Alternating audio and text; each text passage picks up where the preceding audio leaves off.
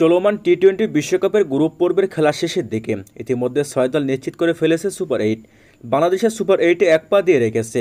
কোনো অঘটন না ঘটলে সুপার 8 খেলছে বাংলাদেশ, এতে কোনো সন্দেহ নাই। বাংলাদেশের এই অর্জনের গুরুত্বপূর্ণ অবদান রেখেছেন রিশাদ হোসেন। তার দুর্দান্ত বোলিংয়ে শ্রীলঙ্কা এবং নেদারল্যান্ডসকে হারিয়ে দিয়েছে বাংলাদেশ। শ্রীলঙ্কার বিপক্ষে 4 ওভারে 22 রান দিয়ে নিয়েছেন 3 উইকেট। দক্ষিণ আফ্রিকার বিপক্ষে 4 ওভারে 32 রান দিয়ে নিয়েছেন 1 উইকেট। নেদারল্যান্ডসের বিপক্ষে 4 ওভারে 33 রান দিয়ে নিয়েছেন 3 উইকেট। 3 ম্যাচে 7 উইকেট শিকার করেছেন তিনি। রশিদ খান 3 ম্যাচে 4.50 ইকোনমিতে 6 উইকেট নিয়েছেন।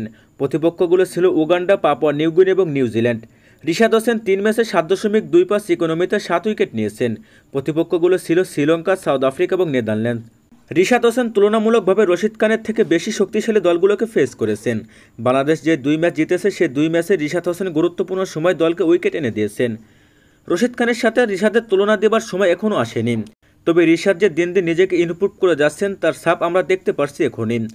রিশাদ যদি এইভাবে ধারাবাহিকভাবে উন্নতি করতে থাকে, তাহলে আইপিএলের হটকেক হয়ে উঠতে পারেন তিনি।